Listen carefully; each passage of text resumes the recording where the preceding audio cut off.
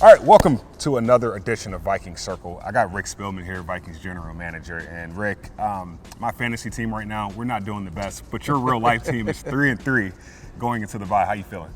Yeah, no, we've won 3 out of the last 4. I think we're 3-1 in the conference right now, which is huge as we get down to this playoff stretch going down, and that conference record is important. And we're 1-0 in the division, although we got a lot of division games coming up. So it was a great time to get the bye week. Yep. The coaches are doing a lot of self-scouting on what we've done good, what we can improve on. It'll get our guys an opportunity to get healthy, and we're going to have a very exciting game when we get back out of the bye on Sunday night in US Bank Stadium in primetime. Let's do it. Well, let's get in this cart. Let's take a little drive around TCO because got some questions I want to ask you for the fans to get to know you a little bit. You ready? Wait, safety never takes a vacation. Guess I'll put mine on too. I've never wore a seatbelt in this, but I guess if safety is the most important thing, we would do it. You ready? Didn't your mom ever teach you that? Safety never takes a vacation? Well, I was always in the back seat with my mom. So She didn't buckle you in? So I would wear my seat like this. So I'll put it in front of me when we get going. So it is the bye week. The players get off. Some of the staff gets off before GM. Do you have an off day? What does that look like? No, we'll continue to do what we normally do. We're still finishing up the evaluation from the game. But there's always, it gives me an opportunity to get caught up on some college stuff this week. Yep. So I'll get a lot of college tape done with everybody else out of the building, and get an opportunity to go back out on the road again and probably cover some college games this weekend. It's only my second year with the Vikings, but I feel like I'm 29 going on 72. Did you map this out?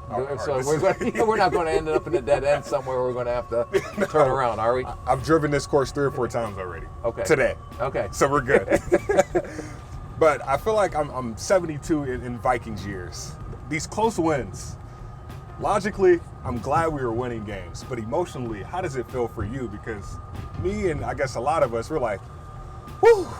Yeah, no, it's been very exciting, but I think in the overall picture, I think when we were in these situations, and so many, I think 5 out of the 6 have come down to a last-second field goal or an overtime win or, one play to win or lose a game. It's going to pay off down the road because we're going to have more situations like this, and the longer you get down the season and you're in these critical type games and you have to win them, having these type of experiences, as hard as they can get, that you have to go through, but learning how to win in these critical situations will hopefully pay dividends for us down the road. Outside of a sense of humor, what does it take to be a good GM in the NFL? Sense of humor. No, you just do the best you can.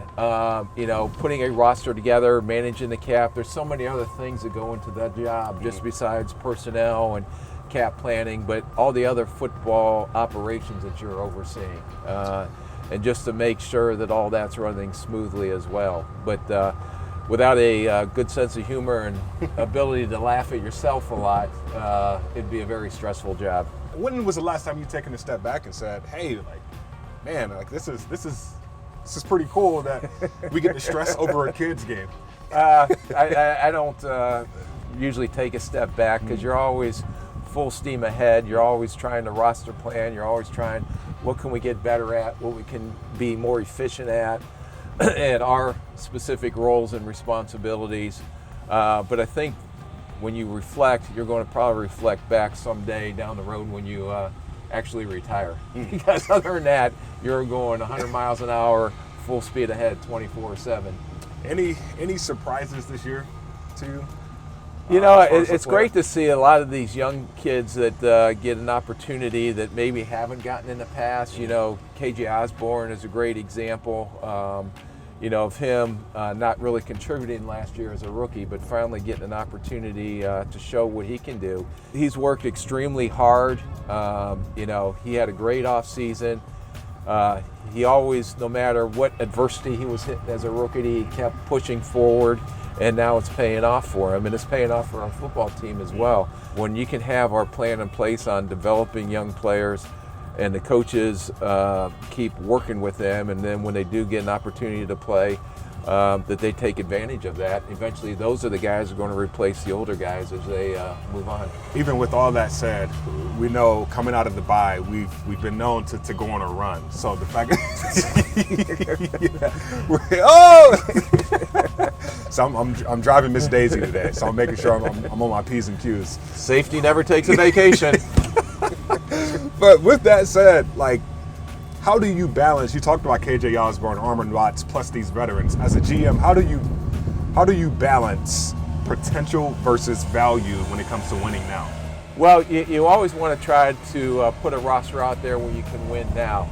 But also, you have to understand that you can't have 53-man roster with all veterans. Yeah.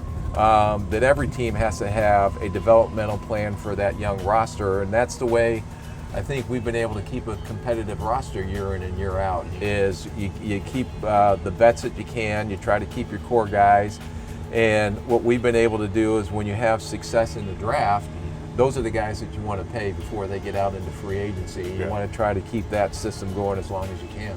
Well, we got at least 11 more weeks. So I'm looking forward to the future. I know this team, we need this bye week at the perfect time, but I'm looking forward to the rest of the season. I feel sorry for the guy who has to drive in this cart about 2 months from now because it is going to be cold. Well, we got a backup plan. We got a Razor that has some heat inside of it. Grant Davidson already got us hooked up, so we'll be fine. Well, maybe you guys can plow as you go along the route, too. we got a shovel right in front of us, clearing the road path for us, so we'll be good. Thank you, Rick. All right, man. Yes, Thanks. sir. That's Rick Spielman, Vikings Circle.